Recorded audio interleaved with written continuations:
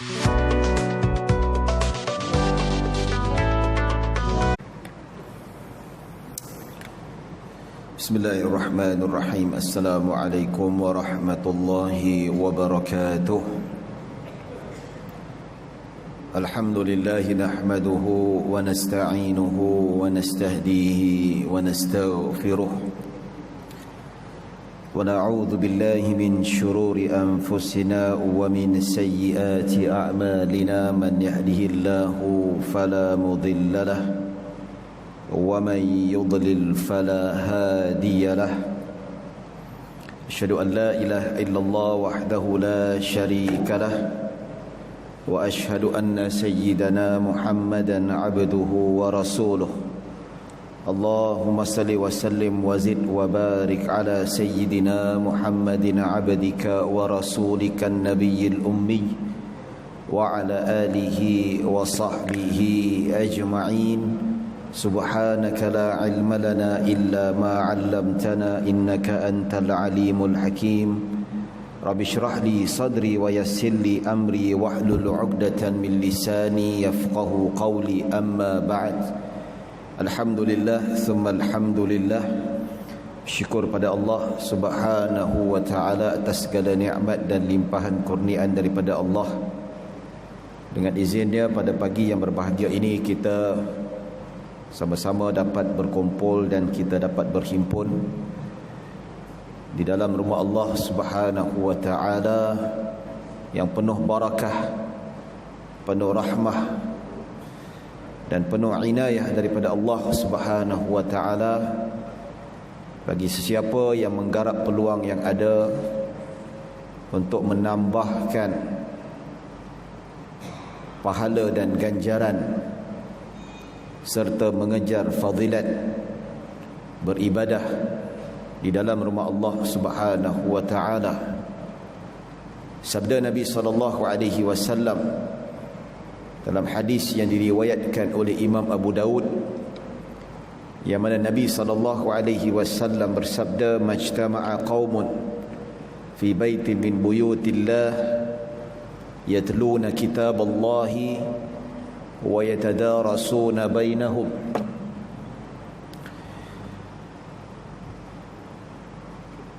illa nazalat alaihimus sakinah wa ghashiyatuhumur rahmah wa haffathumul malaikah wa dzakarahumullahu fi man indahu. Yang bermaksud tidak berhimpun sekelompok manusia di dalam salah satu daripada rumah-rumah Allah yang mana mereka sedang membaca Al-Quran dan mereka bertadarrus, iaitu menuntut ilmu di dalam halaqah ataupun majlis ilmu, melainkan diturunkan ke atas mereka ketenangan, dikurniakan rahmat yang begitu luas, dan mereka dikelilingi oleh para malaikat, dan nama-nama mereka disebut oleh Allah Subhanahu wa ta'ala. Tuan-tuan dan puan-puan dirahmati Allah, mereka yang hadir majlis zikir seperti membaca Al-Quran di dalam masjid, macam kita baca Yasin malam Jumaat, kita baca surah Al-Kahfi, ini yang disebutkan oleh Allah Nabi sallallahu alaihi wasallam, yatluna kitab Allah fi baitillah, membaca kitab Allah Al-Quran di dalam masjid, wa yatadarasuna bainahum, belajar menuntut ilmu, maka dia dapat apa? Ketenangan. Allah turunkan ketenangan, insya-Allah hati tenang. Kedua, rahmat Allah. Sekarang ini kita duduk dalam masjid, duduk saja je, tak buat apa, duduk. Langit sedang terbuka, iaitu rahmat Allah turun melimpah ruah mengelilingi kita. Ketiga, wa haffathumul malaikah, malaikat datang duduk keliling kita, sama-sama join majlis ilmu. Untuk apa dan apakah peranan malaikat sama-sama turut serta dalam majlis ilmu ini?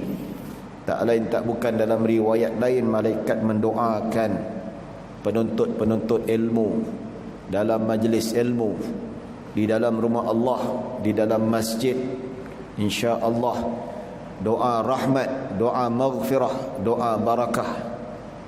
Ini yang disebutkan sebagai majlis ilmu adalah tempat doa mustajab. Kerana sekarang ini malaikat sedang mendoakan kita. Jadi kita doa dalam hati, kita mohon pada Allah Subhanahu wa taala hajat kita. Dan terutama sekarang dalam keadaan yang sangat getir, saudara-saudara kita tuan-tuan yang mana sedang diratah dan dihina dan dirampas, dicabut nyawa mereka oleh musuh-musuh Allah Subhanahu wa taala, maka kita memainkan peranan untuk berdoa. Tadi kita sebutkan dalam kunut subuh, untuk kita panjatkan doa kita sekurang-kurangnya itu yang kita boleh buat. Macam mana yang dilakukan oleh Nabi SAW, peristiwa Bi'ru Ma'unah, 70 orang sahabat dibunuh oleh golongan kufar. Nabi baca kunut nazilah selama sebulan tak berhenti, 5 waktu full kunut nazilah.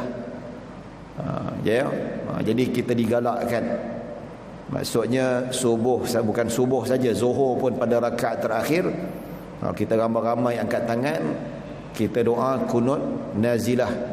Itu sunnah Nabi SAW. Kalau kita salat sunat hajat juga. Tapi kunut nazilah kita tidak lupakan. InsyaAllah masjid ni buat. Kalau Selangor dah keluar berkeliling, semua masjid kena buat kunut nazilah. Jawi saya tak pasti keluar berkeliling ataupun tidak. Tapi kalau kenyataan Sahibul Samah Datuk Mufti wilayah, dia galakkan setiap masjid di wilayah ini buat kunut nazilah. Jadi tak ada masalah, bagus untuk kita doakan saudara-saudara kita di Palestin. Kita buat sunat hajat atau salat sunat hajat, itu digalakkan, bagus. Itu pun sunnah hajat kita supaya Allah memenangkan saudara-saudara kita. Kita salat sunat hajat mendoakan supaya Allah mengalahkan musuh-musuh Allah, Israel, Zionis Israel tu. Tak apa, bagus. Tapi satu lagi sunnah kita tidak lupakan, iaitu kunut nazilah, yang mana itu doa yang Nabi lakukan ataupun usaha mendoakan mana-mana umat Islam yang terkena musibah, apatah lagi mereka yang diserang oleh musuh-musuh Allah Subhanahu wa taala. Jadi dalam majlis ilmu ni doa mustajab. Kita digalakkan berdoa. Jadi doa dalam hati lah. Jangan tengah ustaz ceramah tu dia baca doa kuat-kuat, kan? Baca seorang-seorang. Insya-Allah ketika ini doa mustajab menurut pandangan-pandangan ulama berdasarkan hadis yang disebutkan. Dan malaikat datang membawa redha Allah. Innal malaikata la tad'u ajnihataha li talibin ilmi ridan bima yasna'. Nabi kata sesungguhnya malaikat datang merendahkan sayapnya ke atas penuntut ilmu sebagai tanda redha atas apa yang mereka lakukan. Jadi Allah memberi redha kepada kita. Malaikat datang membawa redha Allah atas usaha kita menuntut ilmu, usaha kita untuk menambahkan pengetahuan, faham agama kita. Dan keempat, wa dzakarahumullahu fi man indahu. Orang yang datang majlis ilmu ini Allah sebut-sebut namanya di hadapan para malaikat sebagai tanda kemuliaan, sebagai tanda penghormatan. Bayangkan nama kita disebut dalam majlis keramaian oleh VVIP. Kita rasa terhormat dan kita rasa kemuliaan tu dibawa dalam satu majlis, nama kita disebut.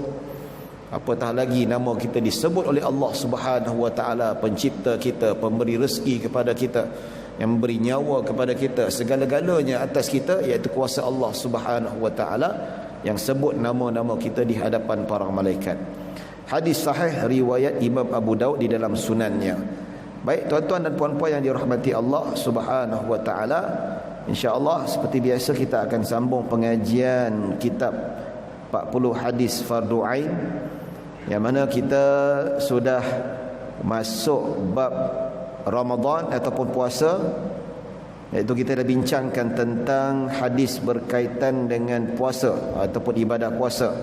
Sebelum tu kita bincangkan tentang hadis yang ke-14 berkaitan dengan salat Jumaat, hukum meninggalkan salat Jumaat, kecaman yang diberikan oleh Nabi sallallahu alaihi wasallam. Begitu juga kita sudah bincangkan hadis berkaitan dengan bab puasa, ya, zakat fitrah. Jadi pada pengajian yang lalu kita dah bincangkan tentang hadis kewajipan untuk berpuasa di bulan Ramadan. Ini secara ijma' ulama, dan puasa di bulan Ramadan ini adalah fardu dan salah satu daripada rukun Islam. Sesiapa yang mengingkarinya maka wajib dihukum sebagai kufur. Dia mengingkari puasa di bulan Ramadan. Macam contoh, apa-apa saja pengingkaran pensyariatan salah satu daripada lima rukun Islam ini, maka hukumnya adalah kufur dan murtad. Mengingkari pensyariatan apa? Dia kata puasa Ramadan ni tak ada sebenarnya, ataupun dia kata salat fardu 5 waktu ni tak ada, tak wajib sebenarnya. Dia walaupun tidak mengiktiraf ataupun tidak mengisytiharkan dirinya sebagai murtad, tapi dia mengingkari kewujudan dan pensyariatan salah satu daripada rukun Islam, maka hukumnya kufur, murtad. So rukun Islam, rukun iman ini adalah tunjang.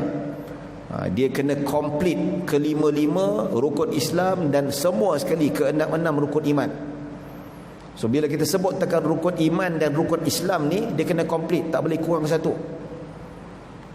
Kita kalau contoh, ya, contoh kita ada 5 botol air mineral, 1 botol tertumpah ataupun 1 botol hilang, tercicir entah ke mana, tak apa, kita boleh survive lagi. Kita ada 4 botol lagi untuk kita hidup.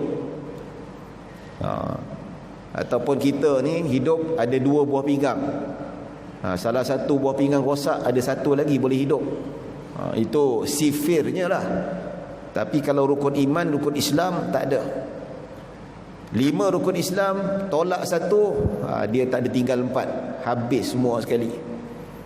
Itu yang Sayyidina Abu Bakar As-Siddiq radhiyallahu anhu, apabila ada kelompok Bani Hanifah mengingkari zakat, tu dihantar batalion perang lawan, dan diberi peluang dan didakwah untuk bertaubat supaya kembali ke jalan yang sebenar, enggan kepada patuh kepada bayaran zakat. Maka dia kata, kami tak nak bayar zakat sebab zakat dah tak ada lagi dah. Zakat hanya wajib pada zaman Nabi SAW. Perang hantar batalion, diserang, dibunuh, sebab mereka hukumnya sama seperti murtad. Jadi tuan-tuan dan puan-puan dirahmati Allah, macam juga puasa, macam juga golongan-golongan liberal ni. Jadi kita pun, yalah, sebenarnya kalau kita tengok dekat media sosial ni tuan-tuan, golongan-golongan liberal ni, dia bercakap, dia bebas bercakap. Siapa nak tangkap, siapa nak trace, tapi kita boleh tangkap lah. Kita boleh dapat maklumat-maklumat bagaimana mereka berkongsi pandangan, bertukar-tukar fikiran. Dia orang berborak sama mereka tuan-tuan, dia kata, banyak-banyak kita tengok, kata-kata mereka ni boleh bawa kepada kufur, boleh murtad. Jadi dia kata solat 5 waktu ni sebenarnya tak ada, dia tak perform 5 waktu sehari semalam tu, 5 prayers day and night, dia tak buat. Dia kata bagi dia tak wajib. Wah, ini boleh jatuh kufur, boleh jatuh kufur. Jadi bila kita tanya, ya, dia kata dia beriman kepada Al-Quran, hadis tak percaya. Hadis cerita tentang solat, Nabi rukuk, Nabi sujud, Nabi melakukan ibadah-ibadah seperti mana yang kita solat tadi tuan-tuan. Dia tolak, dia tak percaya. Dia kata kita pegang pada Al-Quran. Golongan liberal ni dia terima hadis yang mengikut selera mereka sahaja. Mana-mana hadis yang tidak kena pada selera mereka, mereka tak berkenan, tak payah.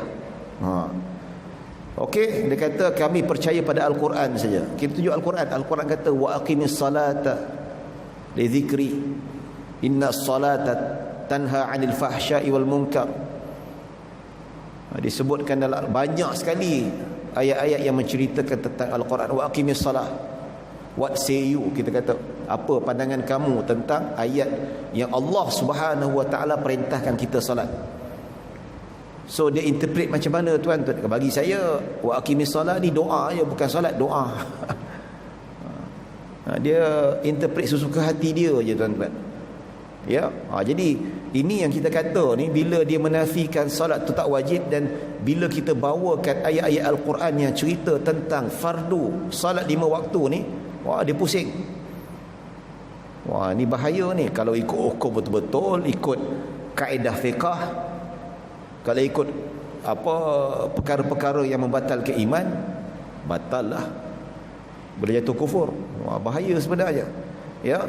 Jadi tuan-tuan dan puan-puan rahmati Allah Subhanahu wa taala, jadi kita dah tahu bagaimana kita bincangkan tentang hadis ini, dan kita baca pada hadis yang lain berkaitan dengan puasa juga. Hadis yang terakhir, an Abi Hurairah radhiyallahu anhu yaqulu qala Rasulullah sallallahu alaihi wasallam qala Allah taala kullu amal ibni adam lahu illa as-siyam fa innahu li wa ana ajzi bihi والصيام جنة وإذا كان يوم صوم أحدكم فلا يرفث ولا يسخب فإن سابه أحد أو قاتله فليقل إني امرؤ صائم والذي نفس محمد بيده لا خلوف فم الصائم أطيب عند الله من ريح المسك للصائم فرحتان يفرحهما إذا أفطر فرحا وإذا لقي ربه فرح بصومه متفق عليه.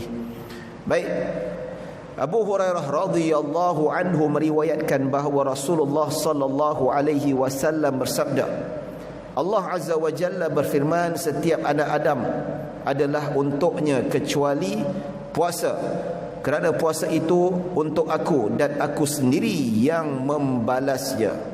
Ini hadis berkaitan dengan fadilat berpuasa. Baik, kita bahaskan sedikit demi sedikit tuan-tuan.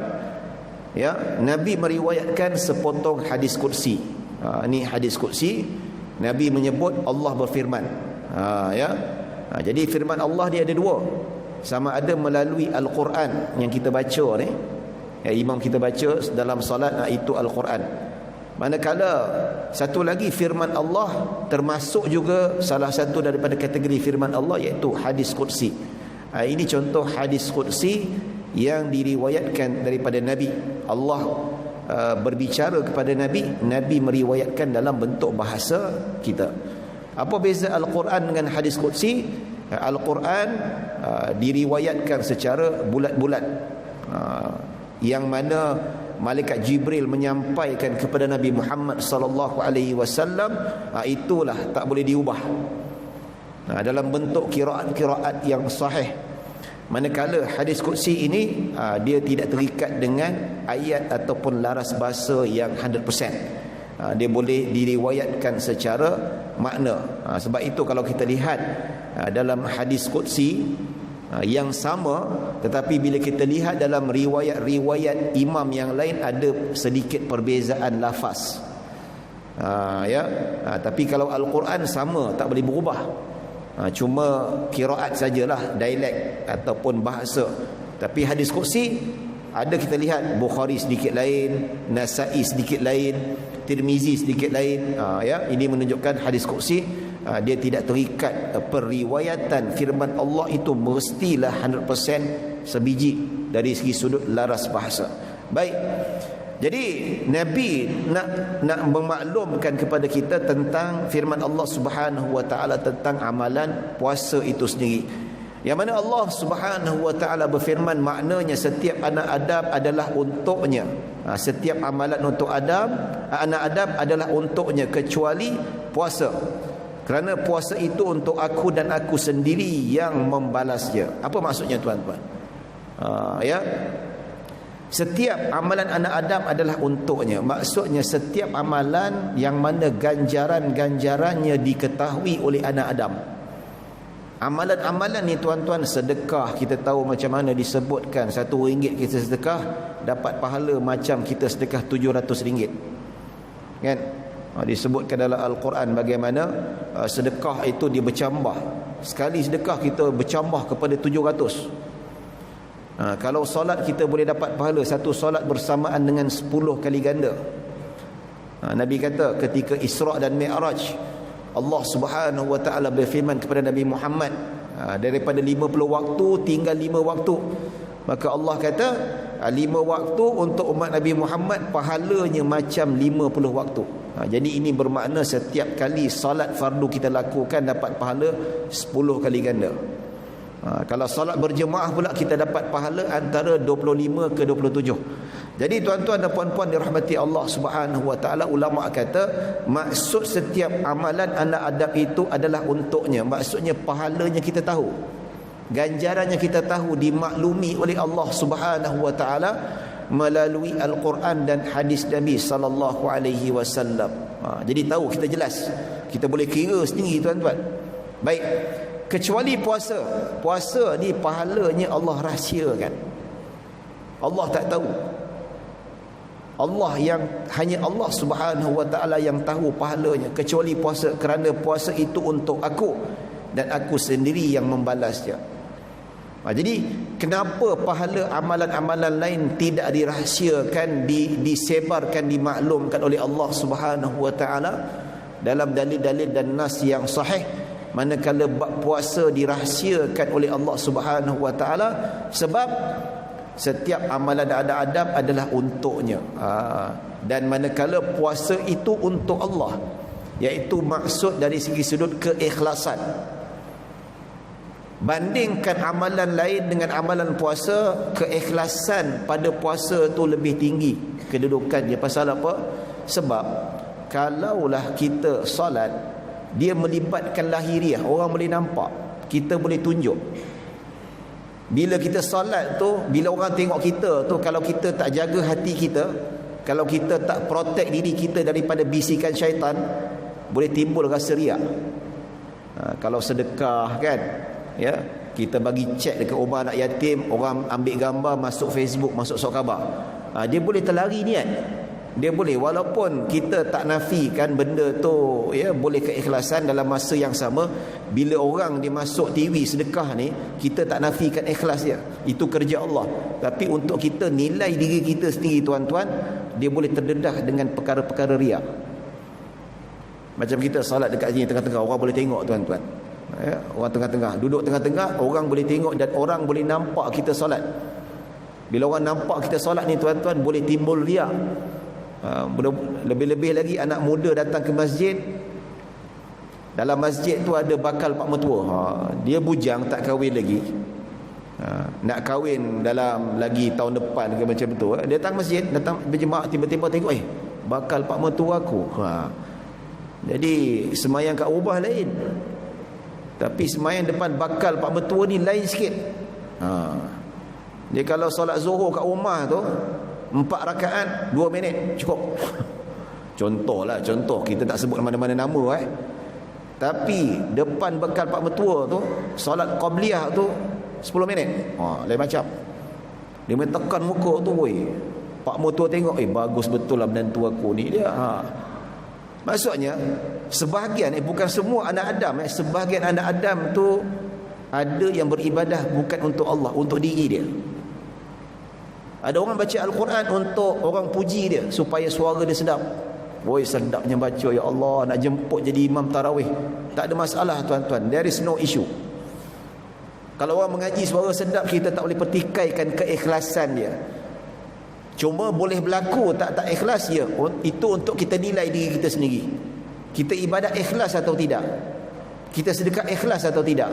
Itu jangan kita nilai orang lain. Orang lain dan takpi dia, itu antara dia dengan Allah. Sebab urusan hati, urusan Allah, kan? Macam orang sedekah ni, dia setan ni tak duduk diam tuan-tuan. Dia boleh bisik, okey, kau niat, tak ikhlas, orang boleh puji engkau, kaya raya, dermawan. Jadi ini tuan-tuan dan puan-puan rahmati Allah, berbanding dengan puasa ni orang susah nak trace. Kalau Ramadan semua puasa tuan-tuan, tapi puasa Isnin Khamis, macam mana orang nak tahu kita puasa? Apa tanda-tandanya? Ada ke pernah kita tengok orang puasa Isnin Khamis kat dahi tulis puasa Isnin Khamis? Tak ada. Dia dengan orang tak puasa, orang puasa dan tak puasa sama je tuan-tuan. Oh Ustaz, tanda-tanda orang puasa ni penat. Orang tak puasa pun penat. Penat bekerja, penat berjalan, penat naik tangga, penat buat kerja, penat buat tu. Stres pun penat juga tuan-tuan.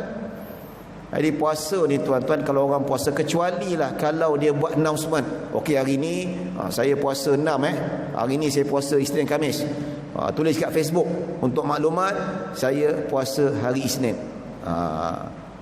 Itu pun boleh timbul riak kalau dia dedahkan pada public. Jadi ni tuan-tuan dan puan-puan dirahmati Allah, berbanding salat, berbanding sedekah, berbanding umrah. Umrah tu dia ya, masuk gambar dalam Facebook, tak salah ya. Ketika cuma ada fatwa ulama ketika tawaf kita ambil gambar video, itu makruh, itu tidak digalakkan. Tengah ibadah, tengah tawaf kita ambil gambar, mengganggu ibadah kita, tak sepatutnya berlaku. Dah habis tawaf, ambil gambar, okey lah, masuk gambar. Dan bila kita masukkan gambar dalam Facebook ke Instagram ke, ya, kemungkinan kita tak semestinya riak, tapi mungkin kenang-kenangan. Kan zaman sekarang orang simpan gambar dalam Facebook kan, dalam Instagram. Dan satu lagi mungkin nak galakkan orang dan sebagainya, ataupun dia kongsi gambar sebagai satu gambaran perkongsian nikmat dan kesyukuran atas nikmat yang Allah Subhanahu Wa Taala berikan. Jadi kita tak boleh nak pertikaikan keikhlasan orang melakukan ibadah. Hanya kita sangka masuk gambar, oh tak ikhlas. No, itu kerja Allah Subhanahu Wa Taala. Manusia hanya wajib bersangka baik sahaja. Jadi tuan-tuan dan puan-puan dirahmati Allah, haji, umrah, apa lagi tuan-tuan, ya, zakat, boleh timbul riak. Oh tuan haji ni, oh dia ni paling banyak bayar zakat ni. Antara dalam taman Tun Dr. Ismail ni, dia yang paling tinggi zakat. Wah dia pun, wah macam ni, naik kepala sikit. Setan masuk punya dalam tu, dia punya seruan setan tu masuk, dia pun boleh start belagak sikit. Hati-hati. Tapi puasa ni tak ada siapa boleh trace, susah, kecuali kalau dia mengaku depan orang ramai. Jadi tuan-tuan dan puan-puan dirahmati Allah, seolah-olah dalam hadis ni Allah kata puasa ni, kalau orang tu puasa memang kerana Allah Subhanahu Wa Taala. Susah dia nak menunjuk, susah dia nak riak, susah dia nak sombong, tak ada. Jadi sebab puasa ni susah nak riak, dan kecenderungan kepada ikhlas yang tinggi itu sendirilah, maka Allah Subhanahu Wa Taala merahsiakan pahala dan ganjaran puasa. Baik itu Nabi kata, Allah Subhanahu Wa Taala kata, dan aku sendiri yang akan membalasnya, wa ana ajzi bihi, hanya aku yang tahu berapa banyak pahala ibadah puasa. Ini menunjukkan tuan-tuan, pahala puasa ni tak kiralah pahala puasa fardu ataupun sunat, yang mana ia adalah yang disebutkan oleh Nabi SAW, pahalanya sangat besar, ganjarannya sangat besar dan ganjarannya sangat tinggi. Ini hadis dia. Maksudnya pahalanya cukup besar sampai Allah Subhanahu Wa Taala merahsiakan. Ya tuan-tuan dan puan-puan rahmati Allah Subhanahu Wa Taala. Habis itu kalau pahala puasa solat fardu, adakah kecil? Tak, besar juga. Ya. Kalau disebutkan dalam hadis, satu solat fardu bersamaan dengan 10 kali ganda solat fardu. Adakah berhenti sampai situ saja? Tak. Dia boleh bertambah lagi. Kalau dilakukan secara berjemaah, kali lagi 27 kali ganda. Dan ada juga disebutkan dalam hadis Nabi SAW, Allah memberi ganjaran sesuatu amalan, ya, paling kurang 10 markah, dan dia boleh berganjak kepada 700 kali ganda, dan ila adha'afin kathirah. Satu amalan tu paling kurang, paling sempoi dia buat, Allah bagi 10 pahala, dan dia boleh berganjak kepada 700 kali ganda, dan dia boleh berganjak dalam kiraan yang kita tak tahu berapa banyak. Maksudnya solat kita ni pahala bukan 10 saja, tetapi dia boleh berganda dari segi sudut apa? Dengan kualiti amalan kita. Solat yang lagi khusyuk lagi tinggi amalannya, lagi ikhlas lagi tinggi amalannya. ditambah lagi dengan zikir-zikir yang banyak, doa yang banyak, Al-Quran yang banyak, lagi besar pahalanya. Dia tak berhenti, dia lagi banyak. Jadi tapi besarnya pahala Ramadan, puasa sunat ataupun Ramadan ini dirahsiakan oleh Allah Subhanahu wa taala, pahalanya cukup besar sekali sebab keikhlasan dan ketulusan ibadah apabila dilakukan seseorang hamba Allah Subhanahu wa taala. Baik, Allah Subhanahu wa taala berfirman lagi, puasa itu adalah perisai, perisai shield. Jika seorang di antara kamu berpuasa, maka jangan berbicara kotor dan buruk. Maksudnya perisai ni dia menahan diri. Pendidikan, puasa ini pendidikan. Pendidikan menghalang kita daripada melakukan perkara-perkara dosa. Kalau kita puasa, kita takkan kata-kata kotor. Bila kita puasa, kita tidak akan melakukan benda yang fasik ataupun maksiat. Kerana apa? Takut dipotong markah oleh Allah Subhanahu wa taala. Pahala kosong, zero, tak ada. Dan satu lagi, maksud puasa itu adalah perisai, iaitu shield. Dia sebagai pendinding atau penghalang daripada api neraka. Ada dua makna. Puasa itu perisai ada dua makna. Pertama, menghalang diri daripada melakukan kemaksiatan. Kalau mereka betul-betul berpuasa, menghayati puasa dan menghargai puasa itu, dia takkan buat maksiat. Sebab dia takut pahala puasanya sia-sia. Walaupun sah, tapi sia-sia, tak dapat pahala. Kam min sa'imin laysa lahu min siyamihi illa al-ju'i wal 'atash. Nabi kata, berapa ramai yang berpuasa tetapi tidak ada pada puasanya itu kecuali lapar dan dahaga. Ini maksudnya dalil ramai yang puasa tak dapat pahala. Sah-sah tapi tak dapat pahala. Sebab apa? Buat maksiat. Kedua, maksud puasa itu perisai. Siapa yang berpuasa dengan penuh keimanan dan mengharapkan ganjaran, insya-Allah puasa itu sebagai perisai menghalang daripada bakaran api neraka. Mudah-mudahan kita dilindungi oleh Allah Subhanahu wa taala daripada api neraka. Baik, jika seseorang itu di antara kamu berpuasa, jangan berbicara kotor dan buruk. Sebab puasa itu perisai, maka jadikanlah puasa itu sebagai pendidikan untuk kita menjadi insan ataupun hamba Allah yang lebih bertakwa. Jadi puasa ni bulan tarbiyah. Maka kalau nak tarbiyah diri kita, bulan Ramadan lah yang terbaik, supaya lepas keluar daripada bulan Ramadan kita terdidik dengan ajaran-ajaran yang baik, dengan penghayatan Islam yang baik. Baik. Jadi Nabi SAW sambung lagi firman Allah, jika seseorang itu baik, sebenarnya yang disebutkan tentang hadis qudsi itu dia sampai aku sendiri yang akan membalasnya. Dia sampaikan itu sebenarnya. Lepas tu puasa itu adalah perisai, itu adalah sabda Nabi SAW. Itu menurut ulama. Baik, Nabi bersabda lagi, jika seseorang memaki dirinya atau memancingnya untuk bertengkar, hendaklah dia berkata, sesungguhnya aku berpuasa. Puasa ni mendidiklah. Mendidik kita supaya kontrol diri kita, tidak melakukan kata-kata kesat. Orang duk maki kita, kita balas balik. Walaupun kita dianiaya, walaupun kita ni bangsa, tapi bulan puasa tetap tidak menghalalkan kita untuk balas dengan kejahatan. Dia bukan bulan puasa saja, tetapi bulan-bulan lain pun tak boleh. Kejahatan tidak boleh dibalas dengan kejahatan. Atau memancingnya untuk bertengkar. Bulan puasa bukan bulan untuk bertengkar, tapi bulan untuk kita bersabar, mendidik diri kita daripada sebarang ujian ataupun sebarang penghinaan. Maka hendaklah dia berkata, sesungguhnya aku berpuasa.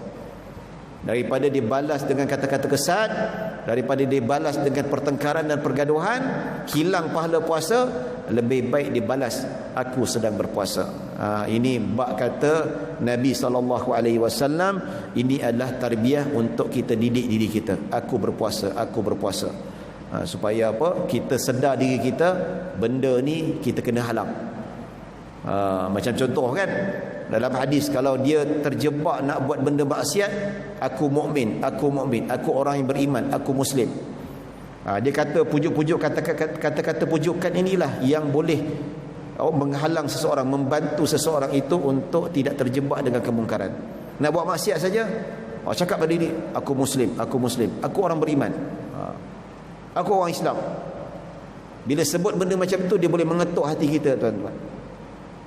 Nak terjebak, tapi aku ni orang Islam, aku ni orang Islam, pujuk diri kita. Macam ada hadis Nabi kan, Nabi mengajar para sahabat bila solat, ada sahabat yang memang menghadapi was-was ketika solat. Tengah solat, batal ke tak batal? Kan ada orang bila berwuduk tu, ada hamba Allah wanita ni jumpa saya, Ustaz, suami saya kalau sekali mandi, dia sekali kalau mandi junub tu, setengah jam, 45 minit itu standard. Ada. Dia kata, Ustaz, kami kalau malam sama, besok pagi tu saya kena mandi dulu. Suami saya tu bangun nak mandi junub tu sebelum subuh dia bangun dah. Kalau dia mandi selepas subuh, alamatnya habis waktu subuh baru dia keluar. Dia punya was-was punya kuat. Jadi dia tanya saya, macam mana Ustaz nak selesaikan masalah ni? Tapi Ustaz jangan sebut nama saya, jangan share kat public. Takkanlah aku nak share benda macam ni. Kan? Dia kelamin malam, lepas tu suami yang mandi 45 minit. Takkanlah kita pun tahu aib orang juga kan. Tapi bila dia tanya, minta cadangan macam mana nak hilangkan benda ni, ya. Hakikat macam tu. Jadi Nabi SAW mengajar pada para sahabat, sesungguhnya was-was itu adalah mainan syaitan. Syaitan kerja nak ganggu kita saja, tuan-tuan. Ya. Jadi Nabi kata bila datang was-was, Nabi kata, pujuk diri kamu, katakan pada diri kamu kau penipu, ataupun kata kepada syaitan kau penipu. Pujuk diri kita. Tengah solat tiba-tiba datang was-was, kau penipu, kau penipu. Tapi dalam hati dah, tuan-tuan. Jangan solat subuh berjemaah tiba-tiba kau penipu. Terkejut kita, siapalah Muhammad ni, ya, saya tak pernah ajar. Dalam hati kau penipu. Macam itulah. Jadi bila konsep kita nak buat maksiat di bulan Ramadan, pujuk diri kita, aku berpuasa, aku sedang berpuasa, insya-Allah.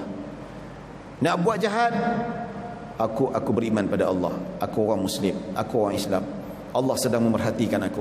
Dia boleh menghalang, tak 100%, dia boleh getak hati kita sikit. Macam tu. Itu yang diajar oleh Nabi SAW. Dan Nabi sambung lagi, demi nyawa Muhammad berada di dalam kekuasaannya. Nabi sebut, ya, demi Allah, Nabi bersumpah. Nabi nak sebut tentang kepentingan sesuatu benda itu, Nabi bersumpah. Demi nyawa Muhammad di dalam kekuasaannya, iaitu demi nyawa Muhammad, dia bersumpah dengan kuasa Allah, bahawa nyawa kita ni semua di tangan Allah, bukan di kuasa mana-mana sekalipun. Jadi bila Nabi start bersumpah tu, Nabi nak emphasize sesuatu benda yang sangat penting. Apa dia? Bau mulut orang yang sedang berpuasa lebih harum daripada bau minyak kasturi di sisi Allah. Ini Imam Syafi'i berhujah, ya, orang berpuasa makruh gosok gigi selepas tergelincir matahari. Kalau sebelum tergelincir tu apa? Zuhur lah. Dah masuk zuhur je, dalam mazhab Syafi'i makruh orang yang berpuasa gosok gigi, dalam mazhab Syafi'i. Tapi sebelum zuhur boleh tak? Harus, tak ada masalah. Lepas zuhur, sebab lepas zuhur ni yang bau tu lagi kuat, dia bau semerbak tu lagi kuat. Kalau kita sendawa time tu ni, tuan-tuan, satu dewan ni bau, ya kan? Jadi kena sabar sikit lah kan. Kalau siang Ramadan tu macam-macam bau tu, kena sabar sikit. Jadi sebab apa? Nabi kata bau mulut orang berpuasa tu lebih harum, lebih wangi daripada minyak kasturi di sisi Allah. Maksudnya Allah hargai orang berpuasa, susah payah yang mereka lalui sehingga akan melahirkan bau yang tak sedap. Itulah Allah hargai. Jadi berdasarkan hadis ini, bau mulut orang berpuasa ni disukai oleh Allah Subhanahu wa taala. Jadi makruh kita menghilangkannya. Ini hujah Imam Syafi'i radhiyallahu anhu, ya.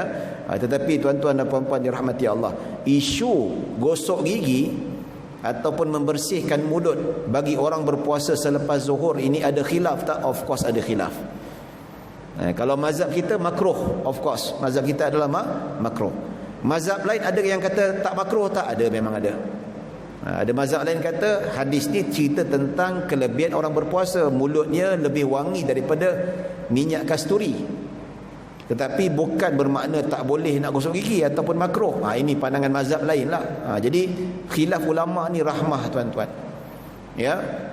Ada orang tanya kat saya, "Ustaz, saya ni bulan Ramadan ni kerja macam biasa. Nak saya ni kerja marketing.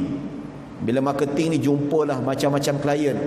Petang tu jumpa macam klien, jumpa klien non-Muslim. Jadi takkanlah saya nak jumpa klien saya ni dalam keadaan yang mulut berbau ni."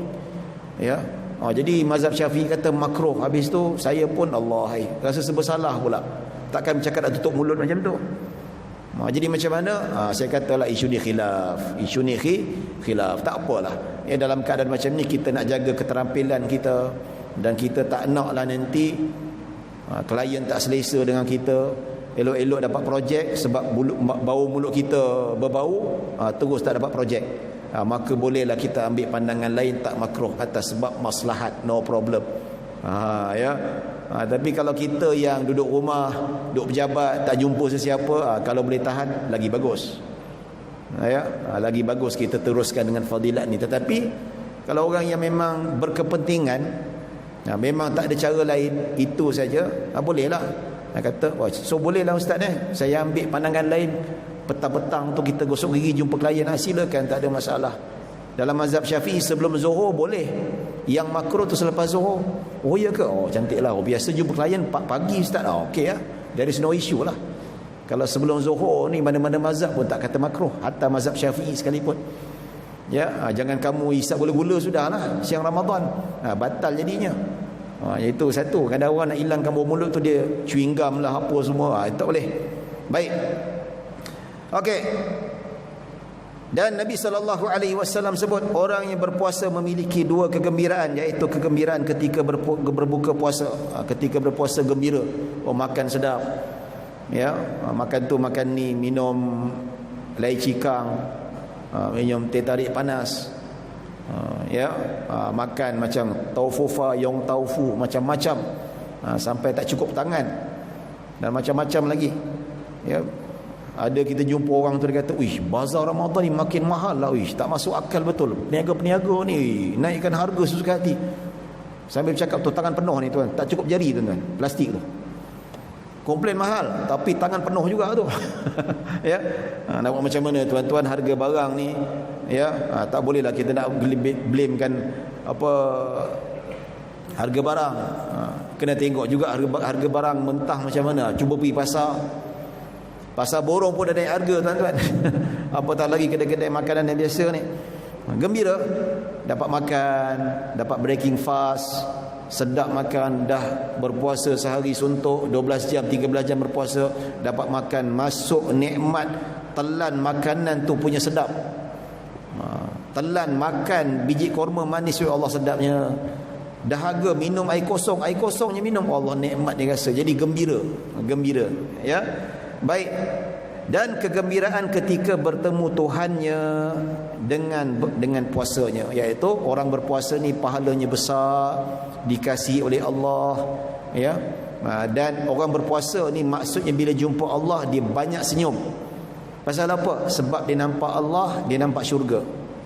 Ni maksudnya orang yang berpuasa dengan penuh ketulusan dan keikhlasan.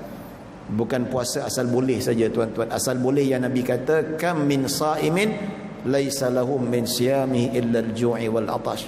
Berapa ramai yang berpuasa tapi puasanya tidak ada apa-apa kecuali lapar dan dahaga. Yalah, puasa tapi buat maksiat, puasa tapi tidur banyak, puasa tapi banyak buat benda makruh. Jadi gugur pahala. Jadi kalau orang berpuasa yang menghayati puasa betul-betul, dekat akhirat nanti dia akan gembira. Sebab apa? Gambaran nikmat dekat akhirat nanti akibat puasanya yang diterima oleh Allah Subhanahu wa taala. Hadis riwayat Bukhari dan Muslim. Satu lagi saya lupa tuan-tuan, hadis ni juga menunjukkan, kata Imam Nawawi, disunatkan kita pakai minyak wangi kasturi. Sebab Nabi suka minyak wangi kasturi. Kasturi ni daripada hempedu rusa, diambil dan dijadikan minyak wangi. Kat sini pun banyak jual tuan-tuan. Kat Mekah lagi banyak lah. Bagus kalau kita beli minyak kasturi tu, kita beli hadiah, kita bagi kat orang, lagi bagus. Saya pergi umrah, pergi haji ke, memang tak beli tasbih, tak beli jubah, beli minyak kasturi tu bagi kawan-kawan. Sunat. Nabi kata 2 hadiah kita jangan tolak, iaitu minyak wangi, kasturi, dan satu lagi bantal. Nabi kata, sebab zaman dulu bantal susah nak dapat. Kalau dapat bantal tu terima. Satu lagi minyak wangi. Jadi kita sunat, ya, pakai minyak wangi, kasturi tu sunat, kesukaan Nabi SAW. Dan kedua, sunat bagi hadiah minyak wangi. Tak kisahlah kasturi ke, malaikat subuh ke, malaikat maut ke, tak kisahlah apa-apa nama minyak wangi sekalipun, yang pasti minyak wangi disunatkan kita bagi pada orang lain, ya. Baik tuan-tuan dan puan-puan dirahmati Allah. Baik, jadi kita habis hadis satu Nabi SAW. Kita masuk bab fi sya'nil hajj wa ma fi, iaitu bab haji. Kita masuk hadis yang ke-15. Kita baca sedikit tuan-tuan, nanti pencerahan yang akan datang kita baca lebih detail pada kuliah yang akan datang. Kita baca dan kita baca terjemahan, ya. Baik, hadis yang ke-15, an Abdullah bin Amr bin Al-As radhiyallahu anhum an Rasulillah sallallahu alaihi wasallam qala ata Jibril Ibrahim yawm at-tarwiyah faraha bihi ila Mina فصلى به الظهر والعصر والمغرب والعشاء والفجر ثم غدا به إلى عرفات فأنزله الأراك أو حيث ينزل الناس فصلى به صلاتين جميعا الظهر والعصر ثم وقف به حتى إذا كان كأعجل ما يصلي أحد من المسلمين المغرب فأفاض إلى جمع فصلى به صلاتين جميعا المغرب والعشاء ثم بات به حتى إذا كان كأعجل ما يصلي أحد من المسلمين الفجر صلى به الفجر ثم وقف به حتى إذا كان كأبطأ ما يصلي أحد من المسلمين الفجر أفاض به حتى إلى منى فرمى الجمرة وذبح وحلق ثم أفاض به إلى البيت وأوحى الله عز وجل إلى محمد صلى الله عليه وسلم ثم أوحينا إليك أن اتبع ملة إبراهيم حنيفا وما كان من المشركين رواه ابن أبي شيبة والبيهقي في شعب الإيمان. Ini kita masuk bab haji tuan-tuan. Kita tak baca detail, kita baca dulu ringkas, nanti detailnya kita akan terangkan pada sesi akan datang insya-Allah. Baik, Abdullah bin Amr bin Al-As radhiyallahu anhu meriwayatkan daripada Rasulullah sallallahu alaihi wasallam bersabda, Jibril datang kepada Ibrahim alaihissalam pada hari tarwiyah lalu membawanya ke Mina. Ibadah haji ni tuan-tuan, dia bukan pada zaman Nabi Muhammad, pada zaman nabi-nabi terdahulu. Dia start pada zaman Nabi Ibrahim. Dalam riwayat Bukhari Muslim, ya, Nabi diperlihatkan oleh Allah Subhanahu wa taala. Nabi lihat secara terang-terangan Nabi Yunus dan nabi-nabi lain pergi buat haji. Dan dalam mimpi ada riwayat Muslim, Allah perlihatkan Nabi Isa buat haji, tawaf dekat Mekah tu. Dalam keadaan dia pegang tangannya dekat bahu 2 orang lelaki. Rambut Nabi Isa panjang, kulit putih kemerahan. Dia nampak Nabi Isa tawaf, dia cerita. Jadi ni ibadah haji ni bukan zaman Nabi Muhammad, pada zaman Nabi Ibrahim lagi. Ditunjukkan bagaimana Nabi SAW diarahkan, Nabi Ibrahim AS diarahkan oleh Allah Subhanahu Wa Taala untuk buat haji. Jadi bagaimana diarahkan, maka Allah Subhanahu Wa Taala menghantar malaikat Jibril kepada Nabi Ibrahim, ditunjukkan kepada Nabi Ibrahim bagaimana nak buat haji. Baik, jadi Jibril datang pada Ibrahim pada hari tarwiyah. Hari tarwiyah apa? Iaitu hari ke-8. Hari ke-8 Zulhijjah. Ya. Kenapa dinamakan tarwiyah nanti saya terangkan pada sesi akan datang. Lalu membawanya ke Mina. Disunatkan tuan-tuan. Tapi kalau ikut tamu haji tak dapatlah. Kalau ikut yang swasta boleh dapat. Nabi ketika buat haji, Nabi buat haji sekali je. Nabi buat umrah 4 kali. Nabi buat haji sebanyak sekali saja. Nabi sebelum pergi dekat Arafah, Nabi akan bermalam di Mina dulu. Pada hari tarwiyah, hari ke-8 Zulhijjah, Nabi bermalam dan duduk dekat Mina. Kalau ikut pakej swasta boleh minta, boleh dapat. Kata nak ikut sunnah Nabi, kita daripada hotel, kalau ikut tabung haji tu daripada hotel kita pergi ke Arafah. Kenapa tabung haji tak ikut sunnah Nabi? Patut kita hari ke-8 kita pergi Mina lah. Pengurusan tuan-tuan bukan senang. Merusan nak uruskan ratusan ribu tuan-tuan. Ya, jemaah kita berapa? 30,000 jemaah kita. 30,000. Ya. Jadi bukan senang, nak kena bawa, nak kena angkut pergi Arafah lagi kan, banyak kerja. Jangan sama kan tuan-tuan. Ya, kalau jemaah lain tak apa. Singapura boleh. Singapura berapa ratus je tuan-tuan. Berapa ribu je pergi. 1,000, 2,000 dia dapat. Boleh settle. Tapi negara kita memang susah. Kalau nak pergi package swasta bayar 80,000 punya, yang 100,000 ada package. Betul-betul lah. Kalau boleh keluar duit, 100,000 Ustaz, baik beli kereta. Beli kereta. Ya, jangan bingung lah. Kalau tak nak 100,000 ikut muasasah lah. Kan? Ya. Banyak bunyi pula. Kita dah terang macam-macam, tak faham-faham. Ya, suruh pergi package, beli kereta pula. Beli kereta. Okey. Baik, jadi Nabi sebelum pergi Arafah, Nabi bermalam dekat Mina. Baik, itulah dilakukan oleh Nabi Ibrahim AS. Baik, di tempat itu beliau melaksanakan Zuhur, Asar, Maghrib, Isyak dan Subuh bersama baginda, iaitu malaikat Jibril dekat Mina tu 1 hari suntuk, Subuh, Zuhur, Asar. Malam tu baru pergi ke Mina. Selepas itu beliau membawanya ke Arafah. Lepas malam tu, lepas salat Isyak tu, barulah malam tu pergi ke Arafah. Lalu menempatkan di kawasan Arak. Kawasan Arak ni tempat orang biasa ramai ditempatkan. Dekat kawasan yang ada pokok Bukit Arafah tu tuan-tuan, ada satu tempat tu memang tempat Nabi wukuf di Arafah kat situ. Tapi tak tahu tempat, tapi ada yang mengatakan tempat ni tempat dia, wallahu alam kebenarannya macam mana. Begitulah, ada satu tempat namanya Arak dekat kawasan Arafah tu. Di situlah Nabi Ibrahim berwukuf, dan di situ jugalah diwukufkan Nabi Muhammad sallallahu alaihi wasallam. Ya, baik. Okey. Di tempat itu beliau melaksanakan solat Zuhur dan Asar secara jamak lalu berwukuf. Dalam mazhab Syafi'i, selain daripada bermusafir, kalau kita di Arafah dan di Muzdalifah, kita disunatkan jamak tanpa qasar. Ya, walaupun tak cukup 2 marhalah.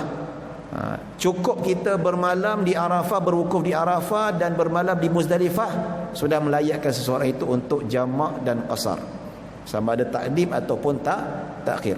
Tapi bila kita di hari tasyrik di Mina, sama ada yang buat nafar awal ataupun nafar thani, tidak ada jamak, tidak disunatkan, tak boleh jamak lagi dah. Kalau jamak tak sah.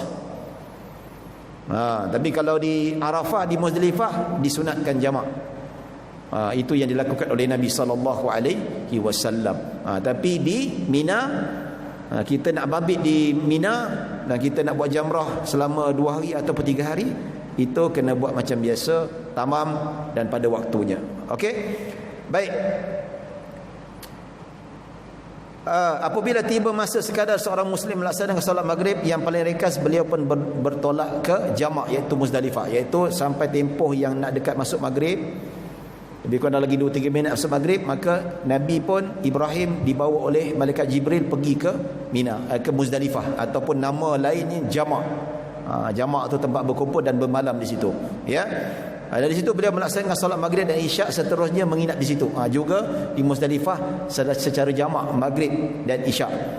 Dan apabila tiba masa sekadar seorang Muslim melakukan subuh yang paling ringkas, iaitu nak dekat waktu subuh tu, habis lagi berapa 5 minit nak habis waktu subuh tu, maka pun keluar bertolak ke Mina pula. Ya, boleh tolak ke Mina, iaitu yang mana beliau melontar jamrah Aqabah.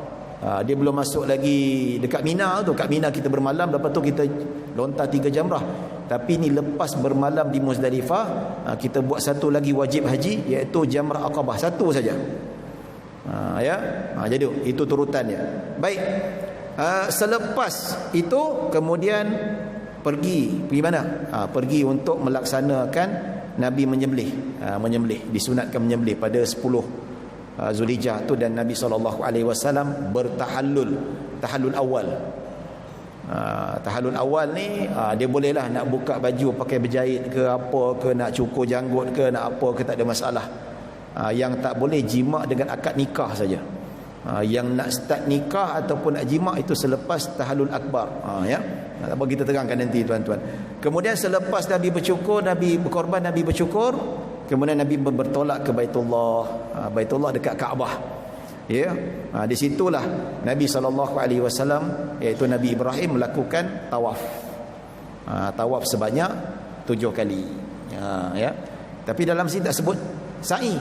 Kenapa? Nanti saya terangkan. Kenapa sa'i tak sebut? Adakah sa'i ini disyariatkan pada zaman Nabi Ibrahim atau belum, ataupun setelah apabila beradanya Nabi Muhammad sallallahu alaihi wasallam diwahyukan sebagai Rasulullah sallallahu alaihi wasallam. Jadi Allah Subhanahu wa taala mewahyukan kepada Nabi Muhammad selepas malaikat Jibril memaklumkan kepada Nabi Muhammad, iaitu Nabi Muhammad dimaklumkan tentang ibadah haji, ya, iaitu Allah mengajar Nabi Muhammad tentang ibadah haji, yang menceritakan tentang bagaimana selok-belok ibadah haji itu diajar kepada Nabi Ibrahim alaihissalam. Kemudian turun ayat Al-Quran dan Nabi SAW membacakan, kemudian kami wahyukan kepada kamu, iaitu disebutkan dalam Al-Quran yang disebutkan thumma auhayna ilaika an ittabi' millata Ibrahim hanifan wa ma kana minal musyrikin, yang bermaksud kemudian kami wahyukan kepadamu, ikutilah agama Ibrahim yang lurus. Ikut agama Ibrahim maksudnya ibadah haji kita ni tuan-tuan, samalah ibadah haji yang diajar kepada Nabi Ibrahim dan juga kepada nabi-nabi yang lain selepas Nabi Ibrahim alaihissalam sampailah Nabi Muhammad. Sebab itu kita tengok tuan-tuan, pada zaman jahiliah dah ada ibadah haji dah. Kan sebelum Nabi berhijrah dekat Madinah, kan Nabi buat haji pada tahun ke berapa? Tahun ke-8 dan tahun ke-9.